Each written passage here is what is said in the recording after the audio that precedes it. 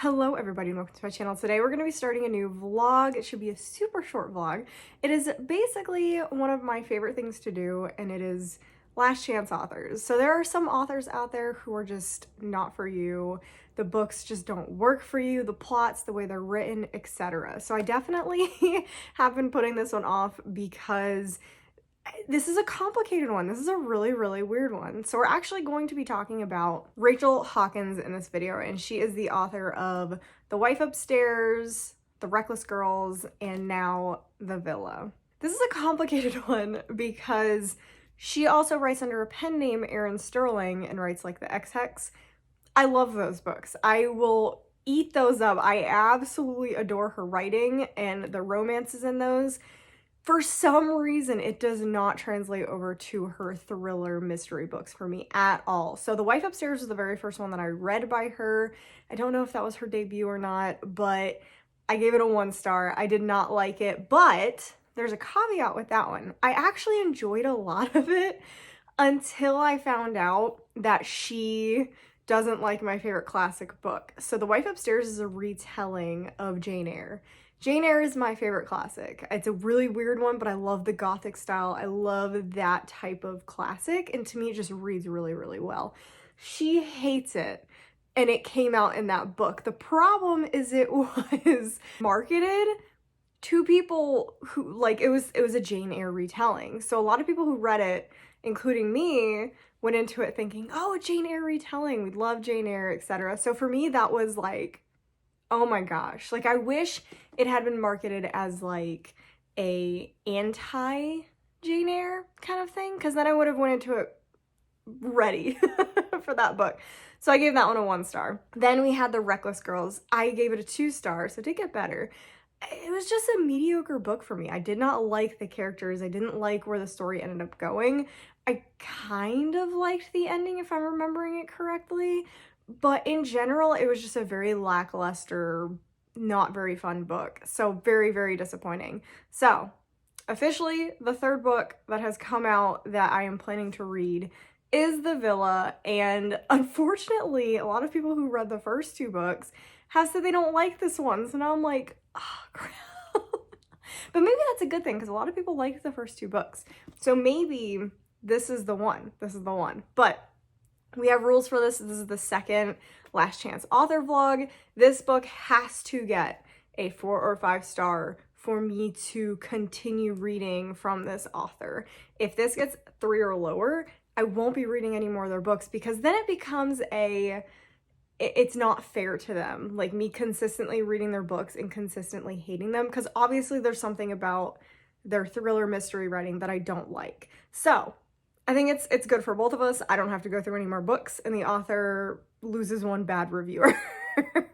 So we are going to be reading The Villa in this video. I'm very excited. It's pretty short. I'm kind of trying to read this in a day or a day and a half. I think that would be really fun. And it's just going to be a really quick vlog, very short updates, kind of what I'm liking, disliking, and then my final thoughts on it and whether I'm going to continue reading the author or not. So all spoiler free. That's not the point of this video. It's, am I going to give the author another chance? So don't worry about spoilers. That's not going to happen, but let's go ahead and start reading The Villa. I am planning to just read through this whole morning into tonight. I don't have work until Saturday, and it is Thursday, and I'm putting off reading Empire the Vampire for my Lumacrate video.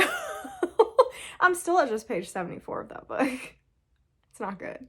It's not good. I want to read this instead. I don't want to read that. So we're going to get reading and have a great time. Okay, I still don't know where this book is going because I only got through the first chapter, but already the writing is significantly more compelling to me than the past 2 books were, but also it's potentially the subject matter. I am concerned I'm going to have a really hard time with this book, because we have our main character, Emily, who is having a really rough time in life. Her career is not going great. She just started having some health problems that the doctors can't solve.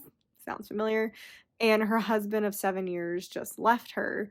So she's just having a really hard time, and she ends up being able to meet with an old friend who is this like angel, perfect person. She's storming, taking over the world, and just everything seems to be perfect with her. And she's also like writing her own books, and she's been on Oprah, and she's just the epitome of everything. And this is gonna be hard. This is gonna be so hard because I had a friend just like her when I was in high school. And Emily talks about how her friend, because the girl's name is Chess. Emily talks about how Chess is just the person that you just don't want to like her, and she does things that are questionable, but then she'll say something and it's like you're the only person in the world that understands, and that she's actually like a really kind person, but there's just this underlying perfection and toxicity to it. And yeah, I had a friend exactly like that. And this is going to be really hard because she was my absolute best friend, and I actually cut her off before going to college because it was just a really bad situation for my mental health. And I have those days where I super regret it because she actually passed away a few years ago now. So part of me is like, do I like should I not have done that? Because she tried to reach out a few times. So I'm just like, oh, this is gonna be so hard. Obviously, I don't know if Chess is gonna be as toxic as my friend was, because my friend was definitely a great friend when it was good for her. So like she would invite me to things, but only when it did good things for her. She wasn't afraid of me being around her guy friends because they were these really popular guys that all liked her, and she was afraid that these other girls would take them away from the attention, but she was never afraid of that for me because I was definitely like very tomboy when I was in high school. So she even said that one time, like, you're just not their type. Like, it's really cool. And like, that's so toxic to your mental health. And it took me years to realize that. And when I went to college, I finally was like, I don't need to bring this with me to college and be worried about her all the time and just like want to be back in her orbit, etc. So I am concerned about reading this book because Chess seems exactly like this person was, unfortunately. So so I'm already just like stressed, but it's also creating this immediate emotional connection to Emily because I feel like I've been through kind of what she's been through, at least with like the health stuff and the weird relationship with the best friend. So yeah, we're gonna see. I got all of that from one chapter. One chapter. So we're gonna continue. Again, don't really know where it's going because I don't want to read the synopsis. So I am enjoying it. I guess I can't really say that really because it hasn't been that many pages, but it is an interesting opening that has happened. So I'm invested, and we're gonna see where it's going from there. I feel like I should have expected it, but I didn't, and I was surprised when the perspective changed. So in one of the perspectives, we're following Emily, like I said, and her friendship with Chess, but now we are going into the past, into the 70s, back to what I'm assuming is going to be the murders. Yeah, because they said it in the opening article. In the opening article, page, whatever it's called, they talk about this woman Mary who writes a book about killing. It's a horror book about murder, etc. And it turned out that this girl was also like in a house where there was murder occurring. They're not like super specific about it. So I shouldn't have been surprised when we switched into the past, into the perspective of Mary, and basically it's a setup for them going to Italy where Emily and Chess are about to go. So it's interesting. I don't love the past perspective. I feel like I see where it's going, but I hope it's not like that obvious. But at the same time, I don't know. I'm very confused about this book. I still feel like I'm enjoying it. It's pretty quick, fast paced. And yeah, that's kind of all I have to say about that. Like, there's not like a ton of stuff to say about the second perspective other than Mary's life is terrible, like literally terrible. Well, I'm really curious what's going to happen. And the people around her suck. Like, everyone around her, the people she spends time with, are trash people. So, really curious what's going to happen with that. I'm curious who dies, etc. So, we're going to continue reading. I probably won't update again until about halfway unless something crazy happens. But yeah, that's kind of where I'm at right now. Do you remember how I said I was going to update at 50%? I finished the book. I finished the book. And the second I finished the book, I proceeded to take a shower to wash the disappointment from my body. And then I put on my favorite Scooby-Doo shirt that I just lounge in to give me good vibes after the audacity that this author had to make me like a book and then rip it from me at the end of the book. This book is a conundrum. It is confusing. My feelings hurt because I don't know what to say about this, but I think I've decided on giving it, oh man, I don't know. I'm like fresh off of reading it too. Like I just powered through the last 50%. I pretty much read almost the whole book today, except for like the first 100 pages. I'm between a 2 and a 2.5. I'm between a 2 and a 2.5. It doesn't really matter. All that means is that I won't be picking up another Rachel Hawkins. Obviously, I'm still going to be reading her romance books under the different name. But as far as Rachel Hawkins thrillers go, this was it. This was the last one. I can't do this to myself anymore because every single book does the same thing. And yes, this video is dark. The quality is rough because I'm putting as much effort into this video as I feel like went into this book. Okay. As I was saying, this book follows pretty much the same idea as the last two, The Wife Upstairs and Reckless Girls, where I feel like I liked most of the book. Not a lot happened during the book, but then the ending hit and I'm just sitting there going, no, I hate this.